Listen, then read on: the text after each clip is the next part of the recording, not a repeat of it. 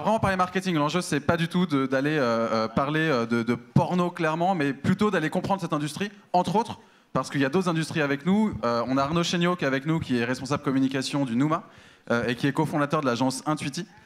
Et on a Mounira Hamdi qui est consultante, qui est aussi donc, consultante on peut dire e-buzzing, on le dit encore ça? Non, ça n'existe plus ce mot, hein, on est d'accord. En tout cas, en nouvelle techno. Et puis, elle a écrit un bouquin sur ces questions-là. Donc, ce serait intéressant, du coup, d'avoir Mounira pour nous parler de plusieurs cas, justement. Et puis, on a Ghislain, effectivement, qui est vice-président média de chez Dorsel. Eh ben, c'est parti, je vous laisse. Eh ben, c'est parti. Allez. Donc, effectivement, on va parler des marques qui deviennent des médias.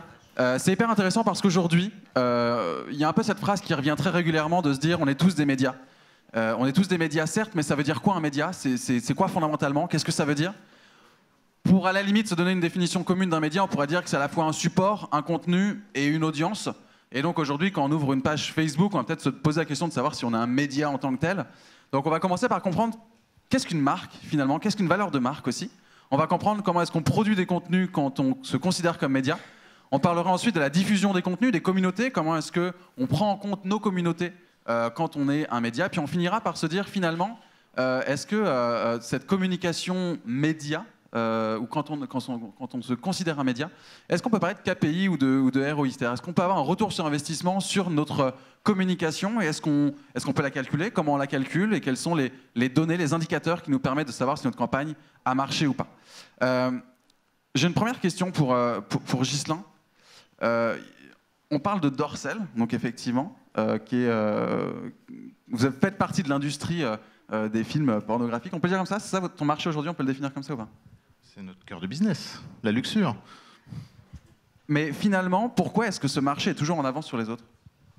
Parce qu'à chaque fois, et pardon, je te coupe, mais à chaque fois quand on est sur des études marketing d'autres marques, on va souvent voir des marques qui travaillent dans l'industrie pornographique parce que souvent, ils ont des bonnes idées, parce que souvent, ils sont en avance, parce qu'ils prennent le risque. Est-ce que c'est que finalement, vous avez une image de marque qui est tellement cool ou trendy que vous vous permettez de faire des choses? Ou est-ce que c'est parce que le marché est extrêmement tendu, donc vous êtes obligé de faire ce que les autres ne font pas, et c'est une obligation presque pour votre marque, pour votre entreprise, pour se développer?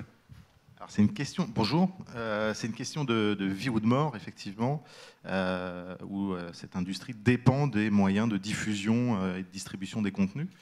Et jusqu'à présent, tous les 10 ans, il y avait un changement technologique. Donc, on va dire les années 70, c'était la salle de cinéma, les années 80, c'était la VHS, c'est arrivé aussi la diffusion télé. Les années 90, c'était le DVD, au début des années 2000, c'était le web. Et là, ça s'accélère de plus en plus. Et donc, en général, à chaque changement de technologie, les acteurs de cette industrie sont décédés. Chez Dorsel, c'est différent. Marc a créé la société en 79. Il a été le premier au monde à tourner directement en vidéo, parce qu'à l'époque, il fallait tourner en pellicule, etc., en 35 mm. Et donc déjà, dès le début, on a essayé d'innover. On a été les premiers aussi à accepter d'être diffusés sur Canal+. Il faut savoir que quand Canal+ s'est lancé en 86, c'est la première chaîne de télé au monde qui diffusait des films X. Et à l'époque, aucun producteur ne voulait leur vendre parce qu'ils se disaient si je vends mon film à Canal+, ils vont être diffusés gratuitement, ils vont être enregistrés en VHS et ils vont être partagés. Et personne, du coup, va m'acheter ma VHS derrière. Marc a pensé l'inverse. Et non, au contraire, ça va m'ouvrir à un autre secteur. Ça va être un moyen de communication énorme pour moi. Et il a eu plutôt raison. Et ça veut dire qu'il y avait une vraie stratégie marketing sur les fameux 4P du marketing, la partie distribution. Vous étiez déjà avec une volonté à la fois sur votre produit et sur votre distribution, d'allier les deux pour être différent des autres, se positionner différemment. Alors je suis pas fan du mot marketing. En fait, j'ai dit ça parce que dans les coulisses, il m'a dit j'aime pas le mot marketing. Je vais le caler très vite pour qu'il puisse me dire qu'il aime pas ça. Pourquoi? Parce que souvent c'est mensonger. Nous, on a plutôt une éthique et des valeurs, la sophistication, l'innovation, le plaisir. Et notre côté piquant.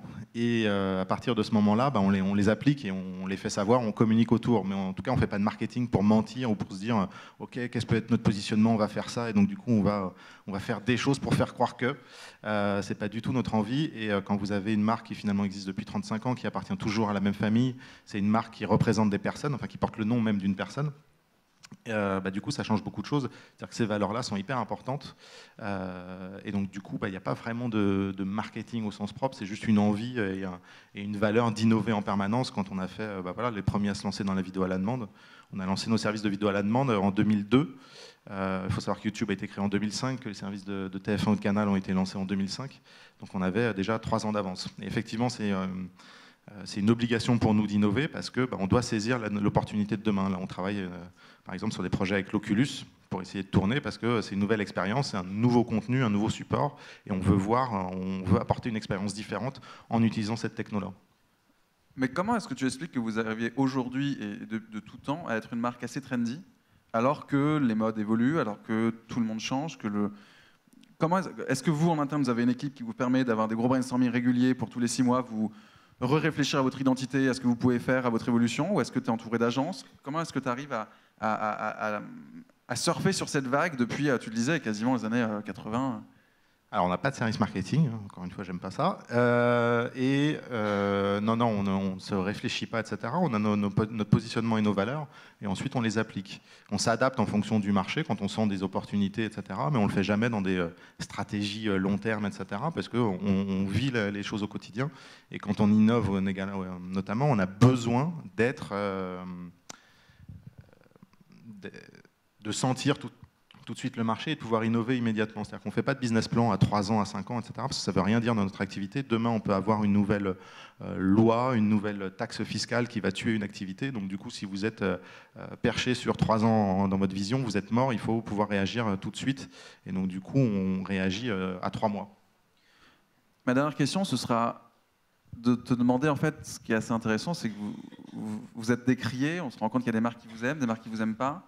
Mais vous arrivez à pousser le vice jusqu'à faire parfois du co-branding avec Mikado. Alors, avec Kleenex, je ne sais pas si c'était du co-branding, mais en tout cas, quand ils sont arrivés sur Twitter, vous les avez cités, vous êtes amusé avec eux. Avec aussi, il y avait eu un Sony et Xbox, je crois que c'était amusé, vous aviez rebondi là-dessus. Vous arrivez à faire du co-branding, à vous associer avec d'autres marques. Comment ça se passe, en fait? Parce que vous avez, comme tu le dis, tes valeurs, une identité forte. Est-ce que c'est bien pris, c'est mal pris? Comment tu arrives à naviguer avec ces autres marques, tout aussi trendy, mais moins choquantes peut-être dans leur contenu ou leur approche? Alors, ce qui a changé, c'est qu'avec les réseaux sociaux, les marques se permettent beaucoup plus de choses. En général, se lâchent beaucoup plus sur les réseaux sociaux déjà que dans leur communication au grand public. Historiquement, on est plutôt en général tabou, donc même si 90% des Français ont déjà vu un film X, en général, c'est rarement assumé. Et nous, faire lever les mains, c'est dangereux. Voilà. Dans notre communication, on a notre ton en fait, c'est uniquement on dédramatise, on déculpabilise. Attention, c'est juste du sexe, ce n'est pas sale, pour reprendre un vieux doc. Et on en fait quelque chose de drôle. On va se jouer sur notre image et sur notre contenu, et du coup, on en fait un contenu qui est partageable. Et à partir de ce moment-là, finalement, certes, c'est de la pornographie, mais c'est bon enfant, bon esprit. Il y a des valeurs derrière. Il y a une image qui a une bonne réputation parce que justement, elle a ses valeurs. Et donc du coup, les marques osent de plus en plus s'associer avec nous, même nous sommes plutôt devenus un influenceur, où on a des marques qui nous sollicitent pour essayer de réagir avec eux. Kleenex, effectivement, à leur arrivée sur Twitter il y a 1 mois ou 2, c'était pas du tout, c'est moi qui tweete en idée de dernière minute, on leur souhaite une bonne arrivée. Parce que... Il n'y a pas de validation de choses? Tu tweets et ça te fait marrer, tu tweets et go? Alors j'ai aucune validation ni de Marc ni de Grégory Darcel qui est le directeur général, j'ai une liberté totale là-dessus. Et c'est moi qui ai apporté entre guillemets ce ton, donc du coup ils me font totalement confiance. Quand pendant la qualification des Bleus au mondial, le match France-Ukraine, je tweete au début du match, si les Bleus arrivent à se qualifier, c'est VOD gratuit toute l'année. Et que finalement on a réussi à faire péter nos serveurs avant même le coup de sifflet final, et que ça a été repris dans toute la presse, tous les médias en ont parlé, ça a été le tweet le plus retweeté de la soirée. Mais ton boss, il doit avoir des sueurs froides à un moment donné quand tu tweets ce genre de choses, parce que tu vois, Mais non, parce que c'est au contraire, il adore. Genre on a un business et tout est gratos, pas de souci pendant 1 an. Mais ouais, mais c'est notre ton de s'amuser et du coup d'amuser aussi nos internautes. On prend des paris, on joue et on a une proximité. C'est pour ça que je refuse de confier nos comptes à des agences communication ou marketing, parce qu'elles ne connaissent pas la marque, elles ne savent pas comment la marque est gérée. Et je refuse que ce soit un community manager ou un stagiaire qui va tweeter du lundi au vendredi de 9h à 18h. Le compte Twitter, il est H24. Et voilà, et on réagit, on s'engage auprès de la marque. Et c'est pas juste, je fais très très peu d'autopromo sur Dorsel parce que c'est pas ce que les gens attendent. On va parler de tout ce qui est autour de la luxure, je vais parler de tout le backstage, l'inside, mais pas trop de l'autopromo parce que c'est les tweets qui marchent le moins et c'est pas ce qui nous intéresse. Alors on parlera un peu plus tard effectivement des réseaux sociaux et comment tu les utilises spécifiquement, comment est-ce que ces canaux tu les utilises pour converser avec tes audiences. Arnaud Chéniaud, on se connaît bien donc on va dire tu tous. T'es responsable comme du Nouma. Le Nouma qui est en pleine levée de fonds, c'est le dernier jour aujourd'hui. Il y a une opération qui s'appelle Yes We Crowd, qui était assez touchy, parce que finalement, le Numa était une asso, ça devient une entreprise. Il y a eu toute une refonte de l'identité de marque du Numa, avec différents programmes qui se sont réinventés. Le camping s'appelle maintenant Sprint.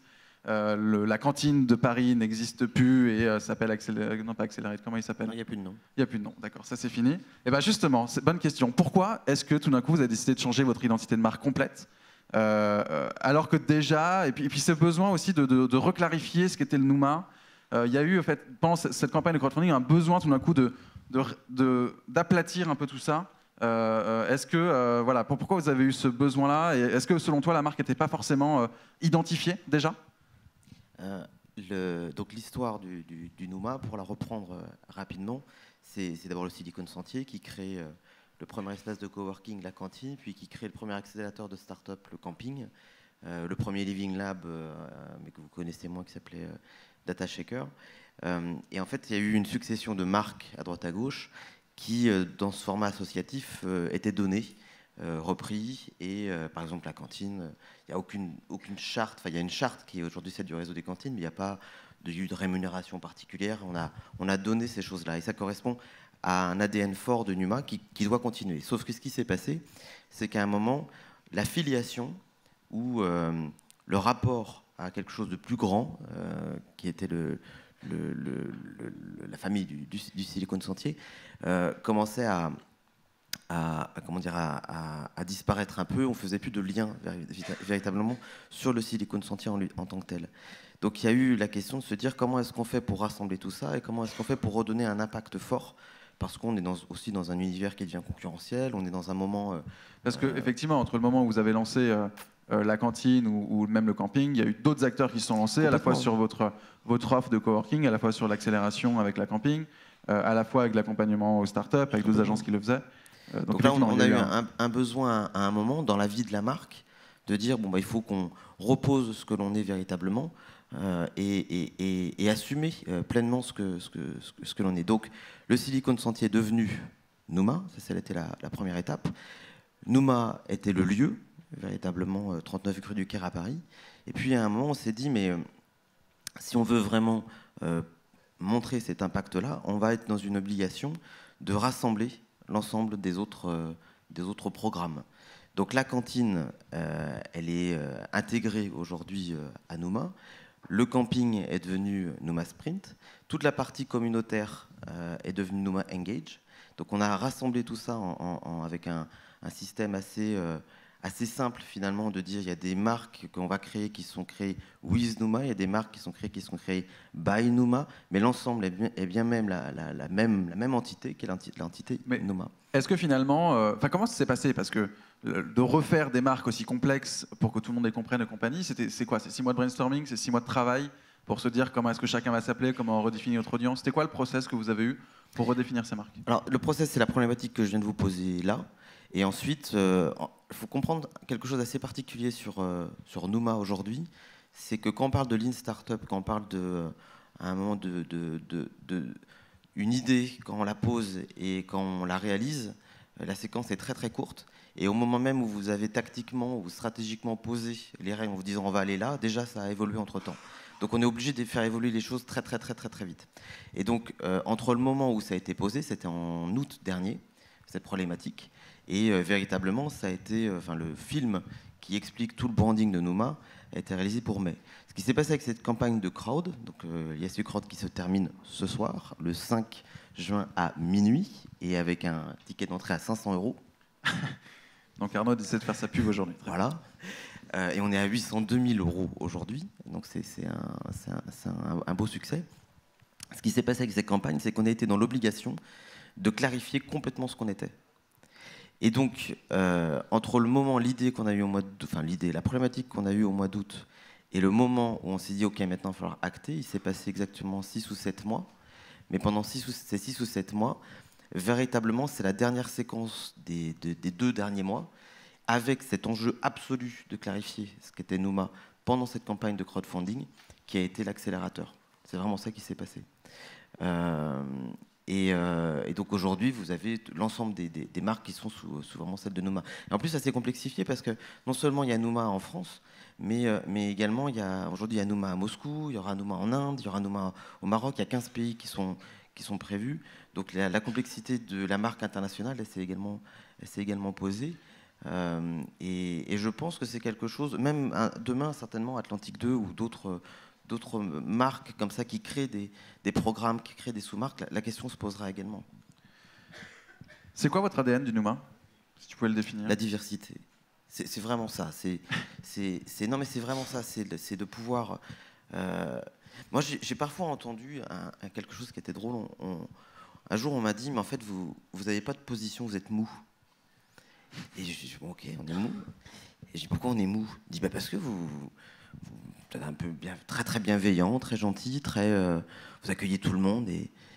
Et donc derrière, je posais la question à la personne, je dis, tu trouves que c'est mou, toi? Tu trouves que c'est un positionnement un peu mou, un peu facile? En fait, c'est le positionnement le plus dur. Parce que le positionnement de la diversité, le positionnement de dire, on accueille les gens pour les faire fonctionner ensemble, pour les faire travailler ensemble, pour créer des rencontres entre tous ces talents qui vont créer des choses qui vont être normalement incroyables et qui vont changer, qui vont avoir un impact sur les choses. Pouvoir à un moment, même si on voit des choses sur lesquelles on n'est pas d'accord, mais dire ça correspond à cette diversité et l'assumer pleinement, c'est extrêmement dur, c'est loin d'être mou.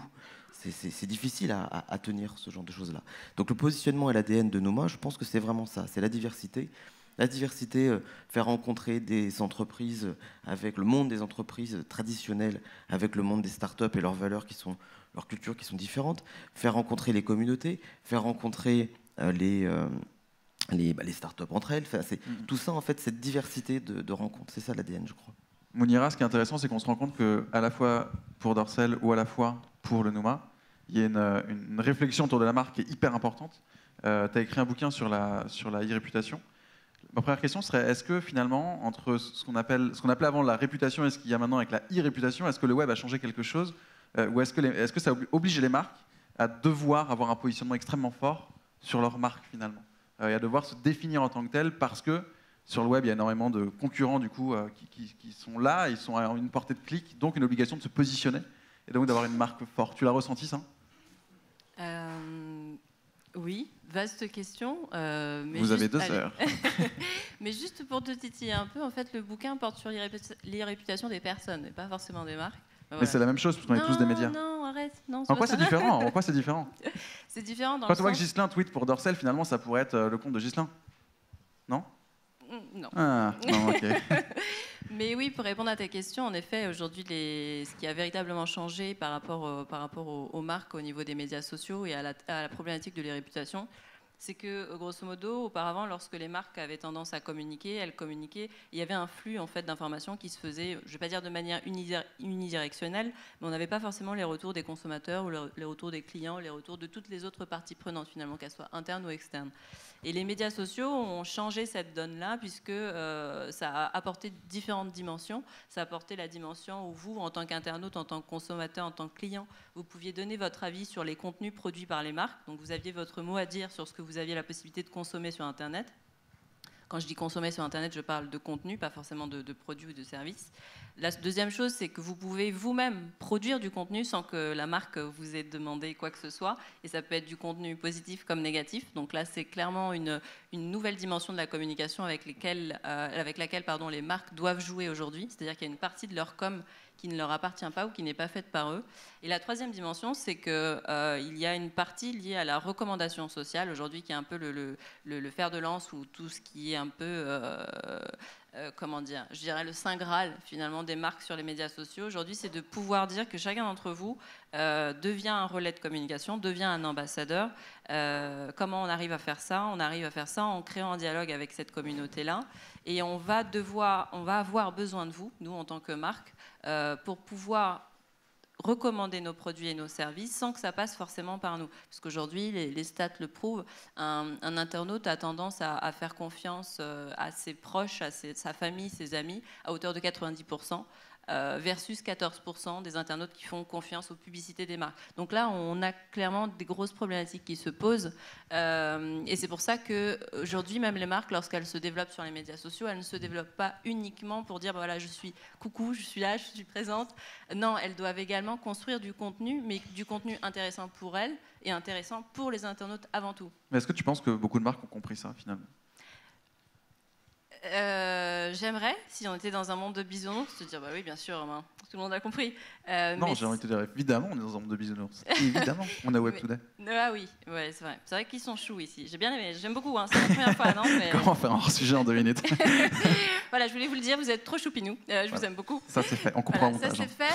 On peut couper cette partie-là, mais oui, grosso modo, non, faut être réaliste. Il y a encore beaucoup de marques aujourd'hui qui n'ont pas compris véritablement ce jeu entre guillemets de communication à faire avec les internautes et à faire avec les médias sociaux. Moi, typiquement, quand je rencontre des clients, il y a beaucoup de mythes aussi derrière les médias sociaux. Il y a beaucoup d'amalgames. Généralement, on m'appelle, enfin les choses les plus drôles, on m'appelle, on me dit voilà, je veux aller sur les médias sociaux parce que les médias sociaux c'est gratuit et je veux gagner des clients grâce aux médias sociaux.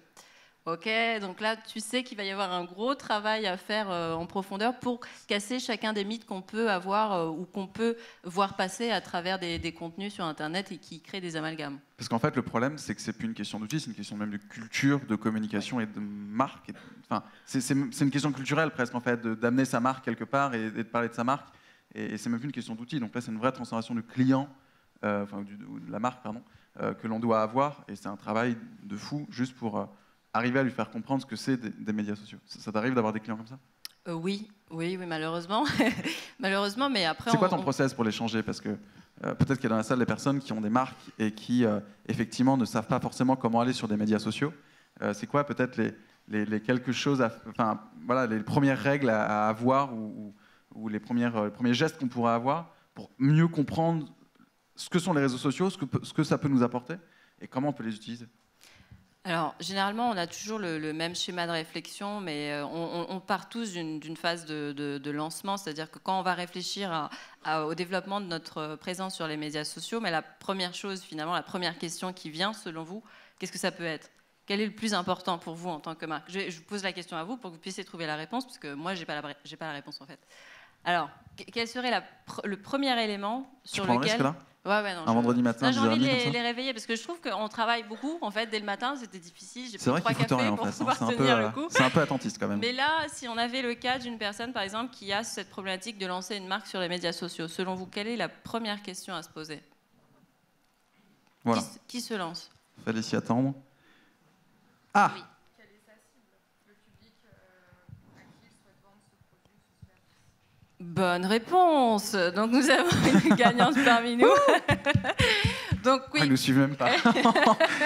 On reviendra plus. Quelle est l'audience? Quelle est votre cible? Après, il ne faut pas perdre de vue que dans votre cible, il y a bien entendu différents réseaux de cibles. Il y a votre cible directe, votre cible indirecte. Je prends un exemple typique pour tout ce qui concerne les produits de consommation pour les enfants. Votre décisionnaire, votre acheteur, c'est la maman ou c'est le papa. Et pourtant, le consommateur final, c'est l'enfant. Donc, il va falloir parler à la fois aux parents et à la fois à l'enfant. Donc, bien entendu, phase numéro 1, on se pose la question concernant la cible. Ensuite, deuxième question, alors je ne vais pas vous refaire le coup parce que je vous laisse encore un petit peu dormir, mais pour le coup, deuxième question, on se dit où se trouve cette cible-là? Sur quel type de plateforme sociale? Il y a beaucoup de prospects ou des clients qui me disent non mais moi je veux être présent sur tous les réseaux sociaux parce que comme ça au moins j'ai la possibilité de pouvoir être présent ou visible de tous. Première erreur, parce que pour le coup, il faut, lorsqu'on lance une présence sur un réseau social en particulier, il faut nourrir cette présence-là, il faut fédérer une communauté, donc c'est encore plus de travail. Donc forcément, l'audience, ensuite la plateforme sur laquelle elle se trouve, ensuite la manière dont on va animer cette communauté, quelle que soit la plateforme sur laquelle on s'installe. Alors parlons justement pas forcément des communautés, mais des canaux de conversation. On se rend compte que finalement, aujourd'hui, on est plus que des médias en tant que marque, on devient même des médias transmédias. Enfin, on devient des médias transmédia. Est-ce que ça se dit? Je ne sais pas. Faisons ça. Parce que par exemple, chez Dorsel, vous avez Facebook, Twitter. Alors, on en parlait tout à l'heure. Instagram, vous avez été bloqué. YouTube, où ça passe une fois sur deux, mais c'est compliqué aussi. Sur Facebook, tu me disais aussi tout à l'heure que vous aviez été bloqué par une erreur, mais à un moment donné. Bon, sans parler des blocages que vous avez, on parle aussi de Mercat ou tous ces nouveaux réseaux.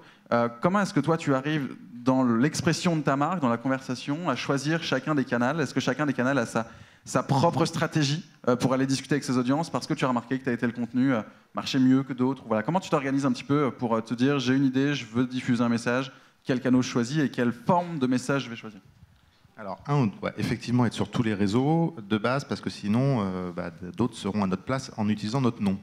Et c'est pour ça que j'ai eu énormément de mal, par exemple, à obtenir les certifications de nos comptes par les GAFA, parce que ils n'osent pas le faire sur l'adulte, alors que c'est compliqué. Vous leur signalez des faux profils de Marc Dorcel qui organisent des faux castings et qui, du coup, auxquels vous portez plainte, et ils ne font rien. Est-ce que vous êtes sur au iTunes, moins d'ailleurs certifié.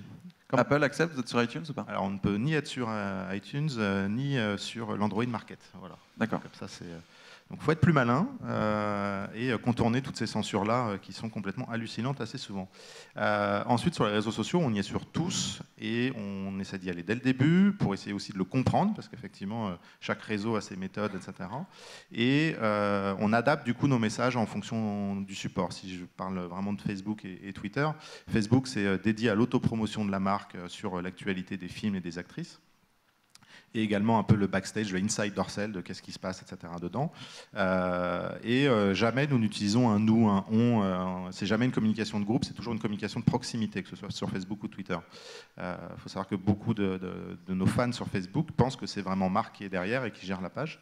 J'adorerais, mais malheureusement, c'est pas sa génération. Vous en parlez quand même? Il arrive à avoir un avis là-dessus? Il arrive à voir ce que tu fais et à... Oui, je l'informe de ce qui se passe. Après, voilà, c'est autre chose. Mais il est au courant de tout ce qui se passe. Et sur Twitter, on va parler de tout ce qui... l'autopromotion ne va quasiment pas marcher. C'est plutôt réaction sur les actualités et sur tout ce qui va tourner autour du sexe et de la luxure. Et là-dessus, on s'amuse beaucoup. Et la cible n'étant pas la même, Twitter et Facebook, voilà, on ne va pas faire la même chose. Et je vais beaucoup plus tweeter que je ne vais Facebooker. C'est quoi? C'est un post ou deux par jour sur Facebook et ouais, c'est un post par jour ou tous les 2 jours, etc. C'est assez compliqué. Finalement, il y a aussi beaucoup de gens qui ont du mal à suivre Facebook, enfin Dorcel sur Facebook, parce qu'ils ont toujours peur des problèmes de confidentialité, de je like une photo et finalement tout mon fil va voir que j'ai liké une photo, ou je recherche un emploi et finalement la confidentialité Facebook a changé et n'importe qui peut voir les marques que je like, alors que sur Twitter c'est quand même beaucoup plus masqué et c'est un autre ton. Donc, et je ne sais plus quelle était ta question. Ma question était de savoir comment tu utilisais ces différents canaux.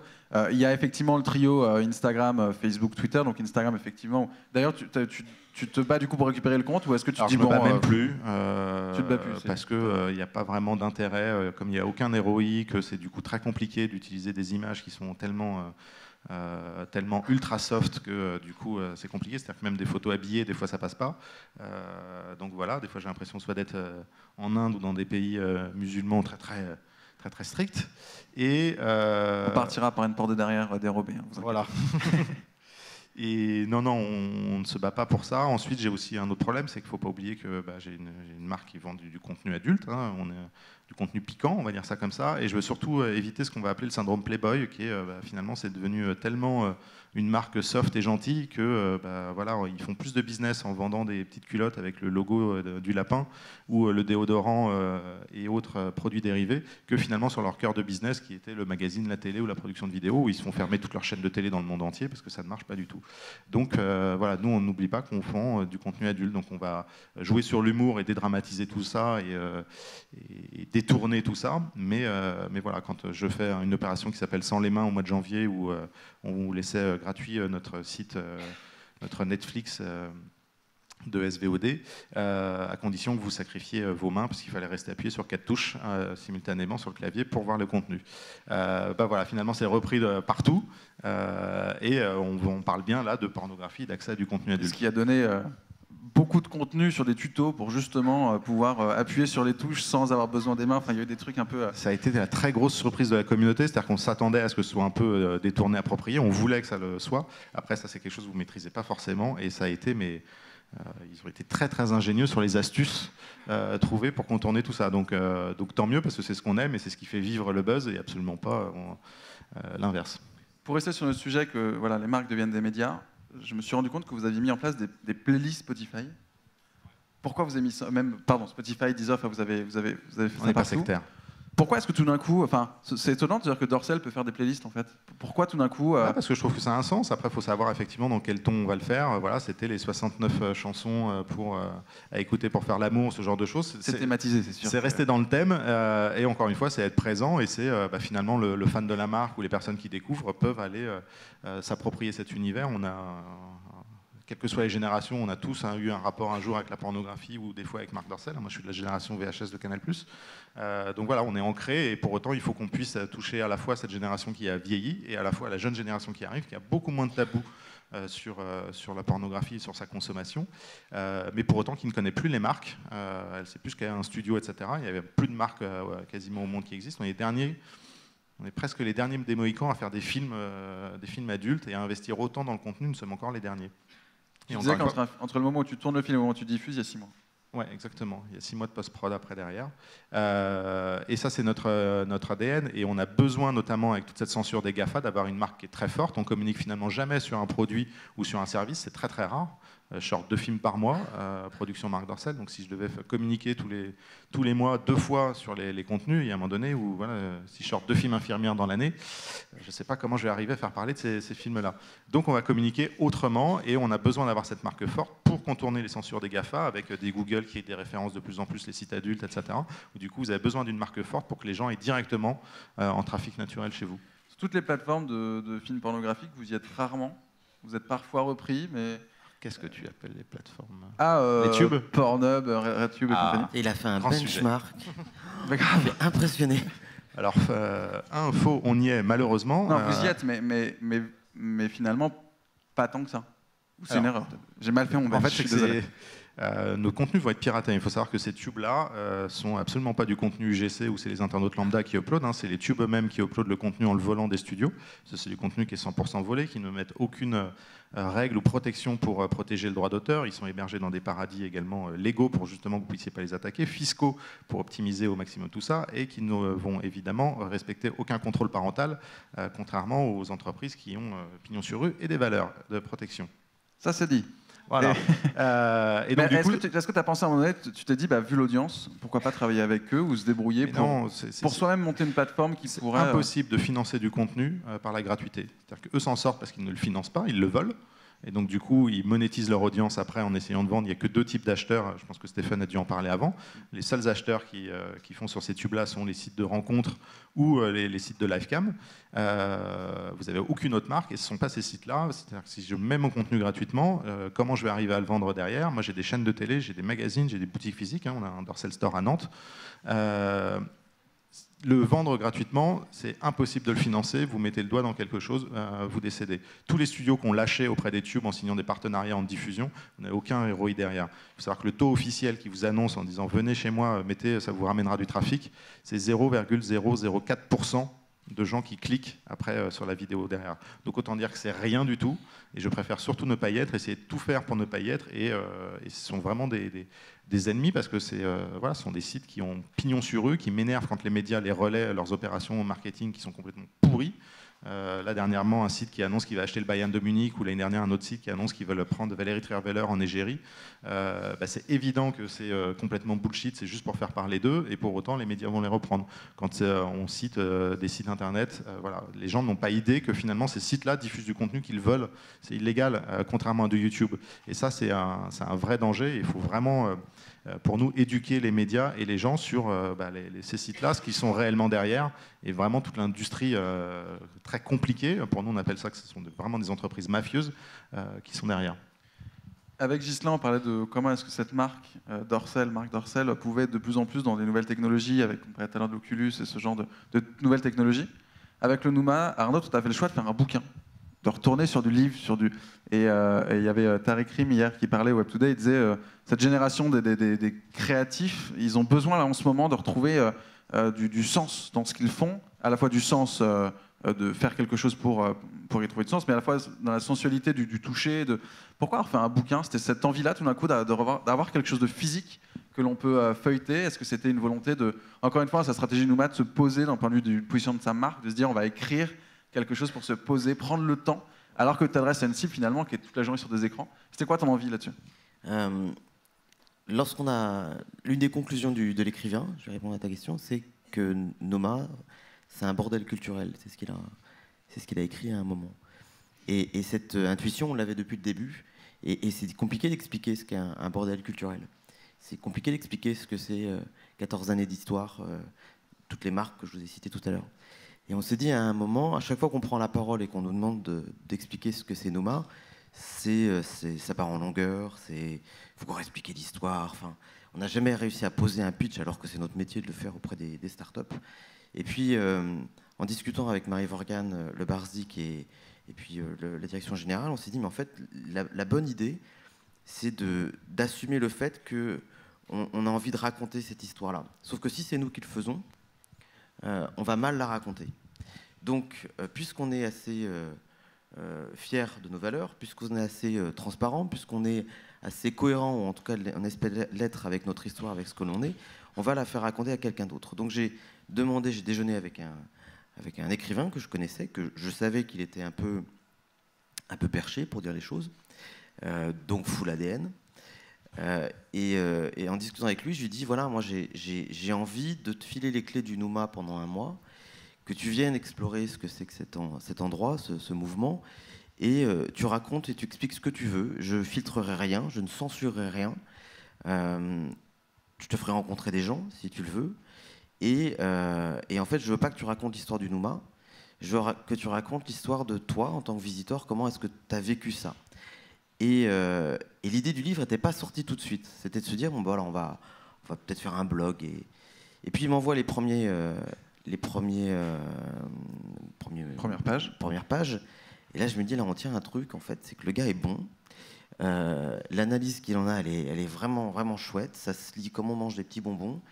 Et donc, en fait, je suis retourné le voir et je lui dis, en fait, je vais en faire un livre ou un imprimer. Et là, on aura un objet, un vrai objet. Et quelque chose d'assez précieux. Mais il ne faut pas que ça soit trop gros, il ne faut pas que ça soit... pas que ce soit un super objet qu'on n'a pas envie. Mes parents, alors rien à voir, mais mes parents ont un jour acheté un canapé en cuir magnifique chez eux. Voilà, fallait que ça parte à un moment. Et en fait, ils ont acheté ce canapé en se disant c'est magnifique, comme ça les gens vont se poser dessus. Ça fait 10 ans que ce canapé existe, il est comme neuf, personne ne se pose dessus. Et en fait, je me suis rappelé cette histoire avec ce bouquin. Ça vient donc de là. Il ne faut pas qu'on fasse un bouquin trop beau, il faut qu'on fasse un truc, une espèce de fascicule simple. Et on a fait ça, c'est un bouquin de 40 pages. Tout simple, qu'on lit dans le métro, et on l'a sorti en 200 exemplaires qui sont partis en 10 jours.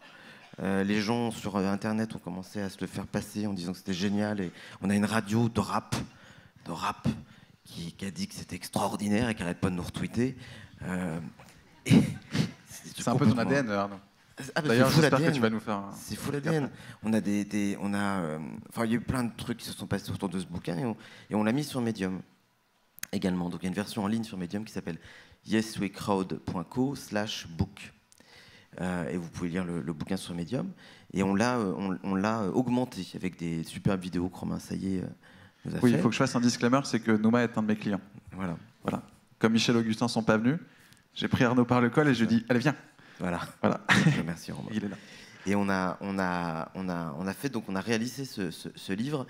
Et pour nous, je pense que ça a été une étape absolument clé, psychologiquement, pour poser et se reposer sur ce qu'on était vraiment. Et pourquoi avoir besoin de passer par une histoire ? Est-ce que finalement, tu ne pouvais pas te dire, on fait une campagne de crowdfunding, on a besoin d'avoir un ROI extrême, enfin voilà, c'est pas un retour sur investissement, mais c'est plutôt d'avoir des KPI, des objectifs extrêmement précis. Donc je vais aller dans la sécurité entre guillemets avec de l'achat Facebook de publicité, avec de l'achat média. On l'a fait quand même. On a lancé des campagnes Facebook, on a lancé des campagnes. Mais dans les contenus que vous avez privilégiés, les contenus, on les a privilégiés vraiment sur ce livre parce que en provoquant ce moment de se raconter, on a créé quelque chose d'assez puissant en interne au sein de Nouma, c'est qu'on s'est encore dit, en fait, on est obligé de poser ce qu'on est. Et on est obligé de le poser de telle manière que ça ne soit pas ce que nous, on a envie de raconter, mais ce que les autres ont envie d'entendre. Donc, on est rentré dans une logique vraiment empathique. Et le livre, il ne raconte pas tous les succès de Nouma, il ne raconte quasiment pas de choses sur Nouma. En fait, c'est sa vision, c'est sa rencontre avec le numérique à travers cette histoire-là. Mais partir de là, on s'est dit, ok, en fait, toi, tu as vu ça, tu as vu qu'il s'était passé telle chose, et nous, on peut l'illustrer de cette manière-là. Donc, on va utiliser cette séquence pour en ressortir les business cases, les cas clients. Et ça, on l'a fait dans un second temps, et ça nous a permis de créer la plateforme YesWeCrowd avec différents contenus qui sont différents du livre, mais dont le livre a permis la naissance. Et puis c'est un rêve de gosse aussi. Véritablement, c'est un rêve de gamin de se dire, moi j'ai pas pu le faire avec l'agence Intuitive parce qu'elle a moins d'aura, elle a moins d'impact. Nouma, c'est un bel objet média en tant que tel. Et je me suis dit, là, il y a vraiment l'occasion de pouvoir le faire, de marquer l'histoire. Et ce qui est drôle, en fait, moi, je n'apparais même pas sur le livre. Les signataires du livre, ceux qu'on a mis à la fin, c'est Ludovic Robaudy, qui est l'écrivain, Thomas Martignoni, qui est le stagiaire, qui a géré toute la coordination, et Marius Nedalco, qui est le garçon qui a fait toute la partie infographie. Et ce qui est très drôle, pour finir sur l'anecdote de ce livre, c'est que au moment du lancement de l'opération Yes We Crowd, il y a Axel Lemaire qui est venu au NOMA. Et puis, et je lui donne le livre. Et je lui dis, il faut vraiment que vous le lisiez. Et c'est pas très long, vous lisez ça en voiture, là, en retournant à votre prochain rendez-vous. Et vous allez voir, c'est drôle, c'est bien. Et en fait, elle a lu le livre, et elle nous a fait rappeler par son directeur de cabinet. Et Ludovic Robaudy, écrivain, a rendez-vous début janvier à Bercy pour éventuellement raconter, ou peut-être pas tout Bercy, mais raconter. Il le souhaite vraiment. Il m'a dit, j'ai plein d'idées. Bah oui. On va parler sous le focus des impôts, ça va être génial. Donc je le laisse avec sa manière de faire. Mais ça va peut-être faire ses petits. Il avait, juste avant de faire pour le NOMA, c'est lui qui avait écrit l'histoire de la piscine Molitor. Il avait commencé en disant, ceci n'est pas une piscine. Cette manière de voir les choses est vraiment intéressante. Et j'espère qu'on va retrouver... il y a House of Cards qui nous a copié après, évidemment, dans la série, sans donner des spoilers, mais j'espère qu'on va retrouver cette dynamique-là, de pouvoir se poser, de raconter, de reprendre le temps d'expliquer les choses. Je pense que c'est important. Mounira, on se rend compte que c'est effectivement un besoin, tu disais tout à l'heure, quand les clients, ou même des personnes parfois, ont envie de communiquer et ne savent pas vraiment comment le faire, on se rend compte que la meilleure des manières, c'est quand même de raconter des histoires.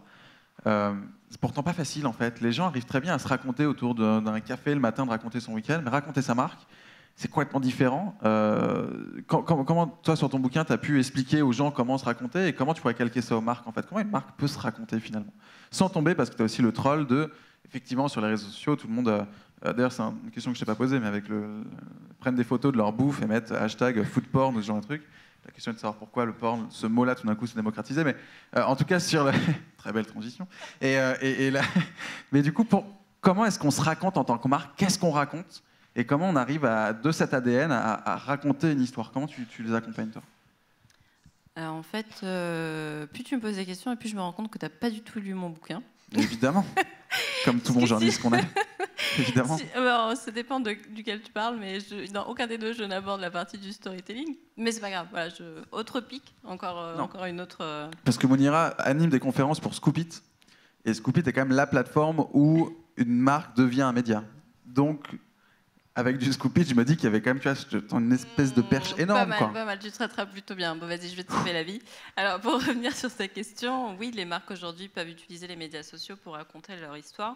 Mais ce qui est encore plus important, c'est aujourd'hui de partir du principe plutôt sur les questions, à quoi pourraient servir les médias sociaux. Certes, dans un premier temps, elles permettent de créer un dialogue avec sa communauté. Dans un second temps, donner de l'information et en récolter sur cette communauté. Dans un troisième temps, peut-être même faire de la prospection, toucher des personnes qu'on n'avait pas forcément la possibilité de faire sur d'autres médias plus traditionnels. Mais après, ce qui est important également, c'est de faire en tout cas un usage assez original de ces médias sociaux-là pour raconter soit l'histoire de la marque, comme tu le disais, donc partir sur du storytelling, et je pense que tu es bien placé pour le savoir puisque tu as créé Storyteller.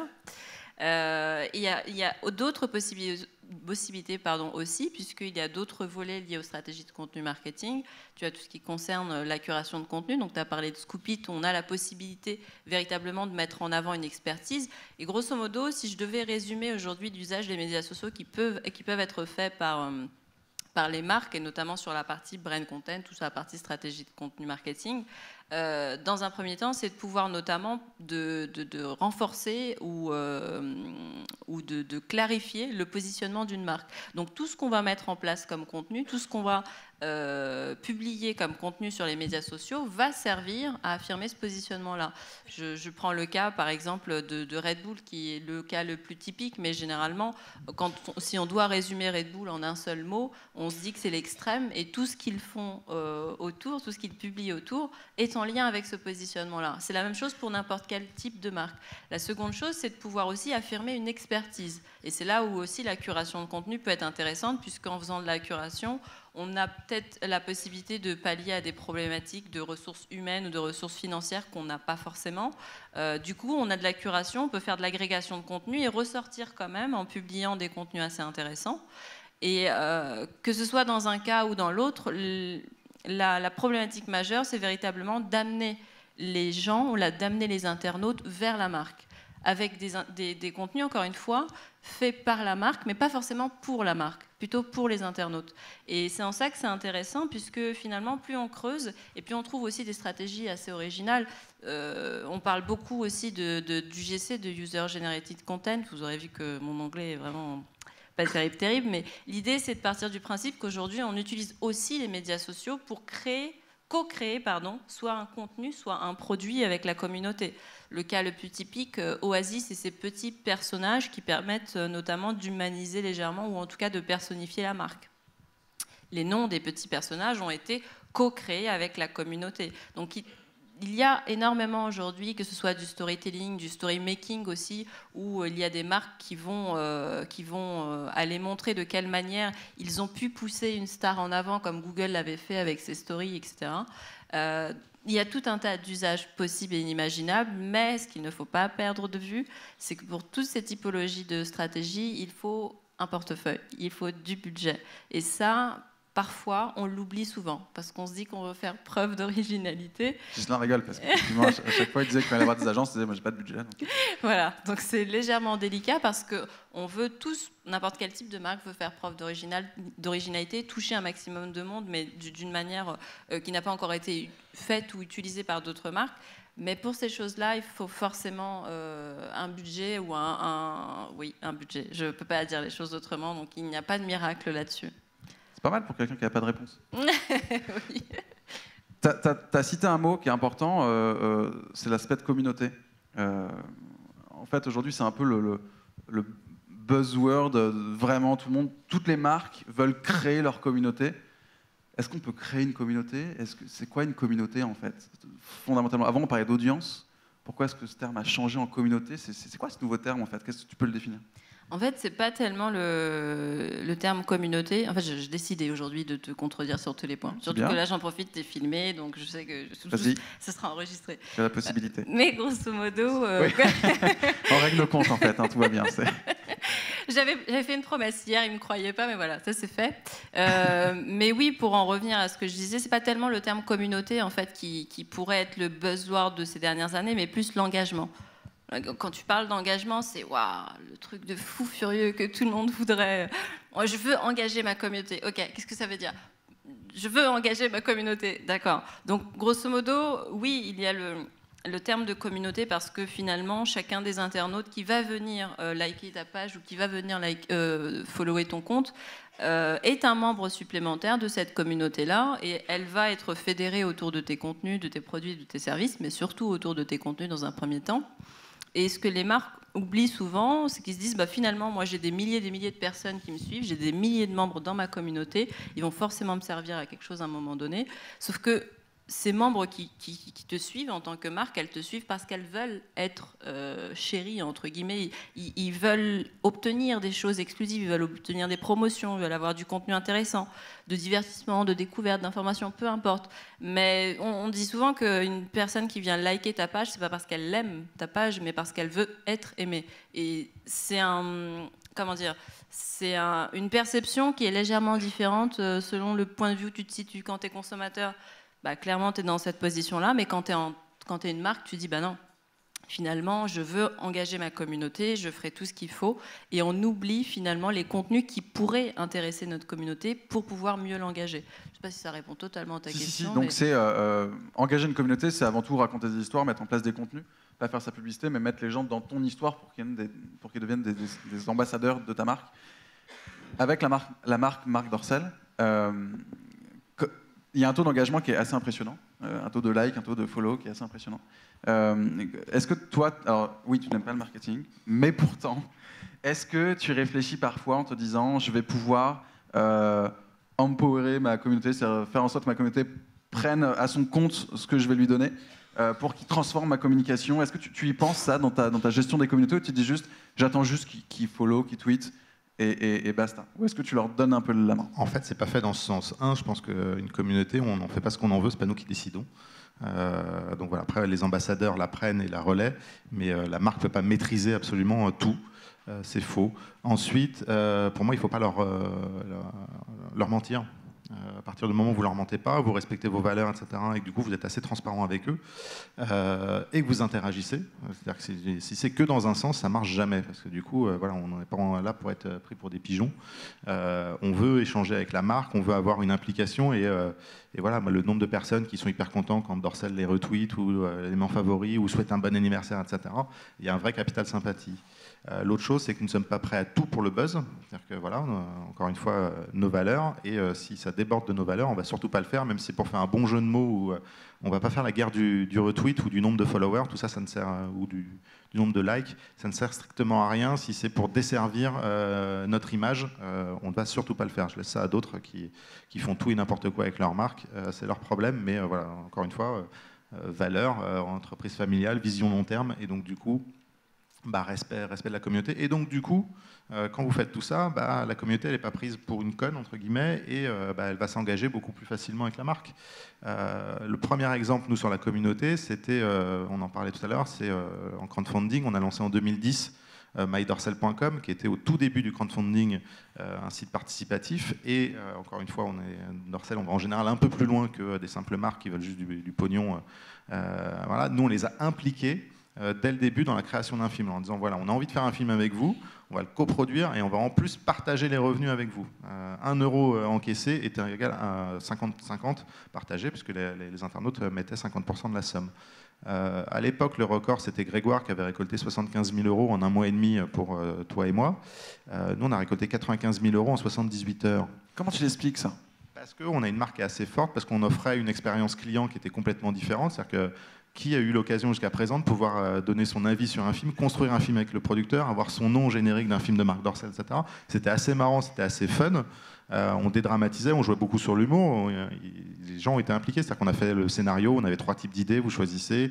Ils ont choisi une idée, ensuite dans les idées, voilà, quels vont être les personnages qui doivent être dans l'histoire, ensuite quelle actrice doit interpréter, quel rôle. On a beaucoup d'internautes qui étaient sur Paris, sont venus sur les tournages, on a fait 2 scènes de comédie en impliquant les internautes, etc. Et est-ce que quand tu as lancé, tu t'es dit ça peut faire un flop? Ça peut ne pas réagir? Ou est-ce que tu avais déjà suffisamment bien senti ta communauté pour te dire il va se passer quelque chose? Et même encore aujourd'hui, dès que tu lances, par exemple avec Roland Garros, vous avez fait un pong. Voilà.